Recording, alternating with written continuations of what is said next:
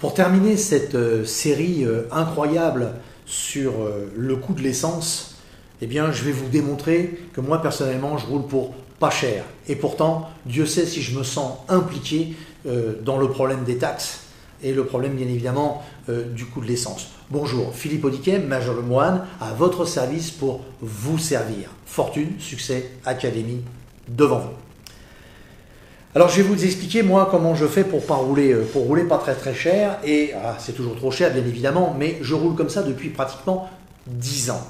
Alors avant de vous expliquer comment je fais, je vais juste faire un tout petit rappel sur la fumisterie qu'on est en train de nous pondre. À une époque, l'État voulait qu'on roule en diesel. Bon, ok, on a tous roulé en diesel, y compris moi. Aujourd'hui, il ne faut plus rouler en diesel, il faut rouler en électrique. Ah bon? Et pourquoi en électrique? Il n'y a pas d'autonomie, ça c'est démontré. Ou alors il faut rouler à vitesse constante, ne pas dépasser une certaine vitesse, ne pas en descendre en dessous, ne pas utiliser l'éclairage, ne pas utiliser la climatisation, ne pas utiliser la radio, ne pas utiliser le GPS, qu'il n'y ait surtout pas de vent en face de nous, pas trop de virages parce que sinon la pénétration dans l'air serait jouée. Et en fait, quand une voiture vous dit vous avez 500 km, en gros, vous en avez 350 et vous êtes content. Et au bout des 350 km, malheureusement, va falloir faire une halte entre 2 et 3 heures minimum pour pouvoir refaire que 350 km. Autant vous dire que 1000 km dans une journée, ça devient très compliqué. C'est plus 10 heures à 100 km/h, c'est carrément des années-lumière qu'il va falloir. En plus, l'électrique me pose un souci de déontologie, parce qu'on nous dit que ça ne pollue pas. C'est vrai, quand je roule, ça ne pollue pas a priori. Mais pour la construction, allez sur Internet et regardez la pollution qu'engendre la fabrication des batteries, qu'elles soient au plomb ou même au lithium. Et vous allez vous rendre compte que ça coûte une fortune. Et le lithium étant une terre où il n'y en a pas tant que ça, ça se ramasse à fleur de terre, notamment au Venezuela. Je ne suis pas convaincu qu'en fait ce soit la vraie bonne solution. Et on n'est pas demain, on n'est pas demain sur les fameuses piles qui devraient peut-être arriver à voir le jour. Alors, cela est mis de côté. Si vous avez une voiture diesel et qu'on vous dit faut la changer et que vous n'avez pas trop les moyens, essayez de la changer si vous pouvez, et si vous le voulez bien sûr, avec une voiture essence d'occasion, en faisant en sorte qu'avec les primes, votre ancienne voiture ne vous coûte pas, votre nouvelle voiture ne vous coûte pas plus cher que votre ancienne voiture.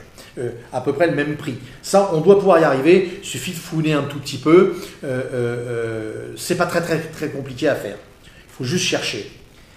Une fois que vous êtes avec une voiture essence, même d'occasion, il faudrait qu'elle soit de préférence en dessous de 50 000 km compteur. Ce serait un peu mieux pour la longévité du moteur. Et bien après, achetez donc un petit boîtier bioéthanol. Alors ce boîtier, avant de vous en parler plus précisément, ça vaut entre 500 et 1000 euros. Eh bien, l'État, plutôt que de dire on va faire des tas de chèques à des tas de gens et qu'on va faire des chèques et tous les mois vous aurez un chèque de 50 euros, ce qui représente presque 600 euros pour un simple ménage, eh bien, pourquoi il n'y aurait pas la possibilité carrément qu'ils nous l'offrent ou qu'ils nous en payent les 2 tiers ou les 3 tiers de ce boîtier? Ça coûte entre 500 et 1000 euros suivant le type de boîtier installé, réglé. L'avantage de ce boîtier, c'est que vous n'avez pas besoin comme le GPL, de 2 réservoirs. Vous n'avez besoin que d'un réservoir. Vous vous arrêtez, vous mettez de l'essence dedans, vous mettez du bioéthanol dedans, vous mettez du super, vous mettez ce que vous voulez. De toute façon, le principe, c'est un calculateur qui va calculer le taux d'octane que vous avez dans votre liquide essence et qui va régler en permanence le moteur à l'instant T pour que le réglage soit optimisé. Et donc, vous roulez avec un véhicule propre.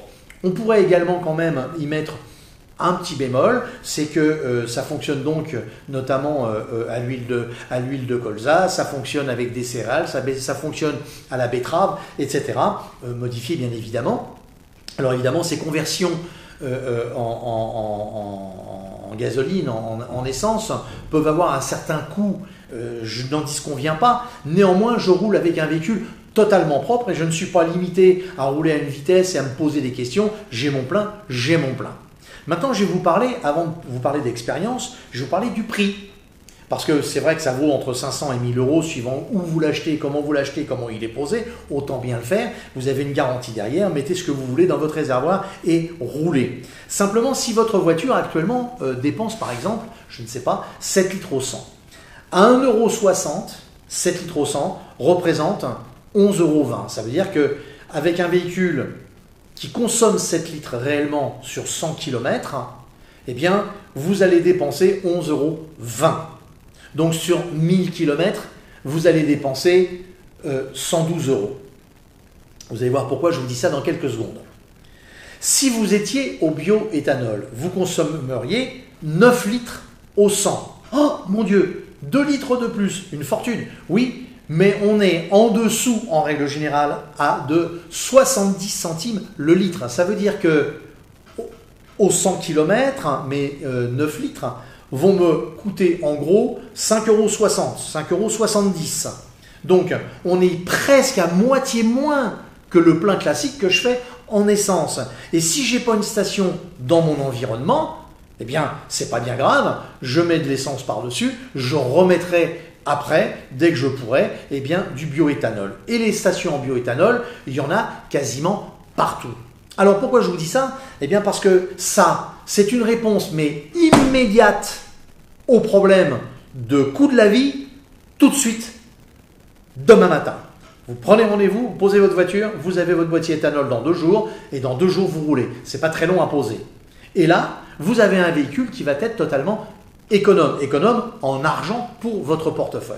Personnellement, j'ai un gros véhicule, je roule avec un Ford Explorer américain, on est à plus de 20 chevaux, consommation moyenne, on est à 12 litres au 100, 12 litres au 100, mais à 70 centimes. Ça veut dire que globalement, lorsque je roule, ça me coûte pas grand-chose, ça me coûte à peu près 9 € au 100.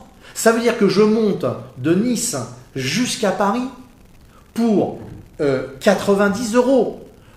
À 7 litres au 100, à 1,60 € le litre, il me faut 112 €. Là, il me faut que 90. Donc, j'ai déjà économisé 22 €. Eh bien, 22 € sur le trajet, ça représente quasiment la moitié du péage. Je parle donc véritablement d'une économie que vous allez pouvoir faire immédiatement. Mon expérience, ça fait pratiquement 10 ans que je roule au bioéthanol. Voilà, c'est tout. Alors, c'est vrai qu'il n'y a pas forcément des stations absolument partout. Mais rien ne vous empêche d'être prévoyant. Je vais vous détailler un Nice-Paris parce que c'est très simple et je prends beaucoup l'autoroute. À Nice, je fais mon plein, je pars tranquille. Avec un plein, j'ai à peu près 480-500 km, c'est un très gros véhicule, donc voilà, j'ai à peu près 500 km. Lorsque je vais arriver vers Avignon sur l'autoroute, j'aurai consommé 25% à peu près de mon plein. Mais c'est pas bien grave, j'ai une station sur l'autoroute juste avant Avignon qui me permet de mettre du bioéthanol sur l'autoroute. Donc je ne sors pas, je reste sur l'autoroute, je m'arrête et je fais mon complément de plein de façon à avoir un plein full complet à la limite de déborder que j'ai remis. Le temps que je vais y mettre, allez, je vais remettre 15 litres. Bah, pour mettre mes 15 litres, ça va me prendre 3 minutes, 4 minutes. Je vais aller me boire un petit café, je vais reprendre ma route. Juste à l'entrée de Lyon, il y a 3 stations qui font du GPL quand on vient du sud. Je m'arrête immédiatement chez elles, je refais mon plein. Je traverse tout Lyon, arrivé sur Châlons, donc on est vraiment beaucoup plus haut, je refais un complément de plein. Et j'arrive à Paris, là des stations, il y en a quasiment partout, puisque j'arrive par le sud. Une des premières, elle est sur Montreuil, il y en a une autre à Vincennes, donc suivant par l'endroit où vous voulez arriver sur Paris, il y en a à peu près plein partout. En plus, il y a des applications.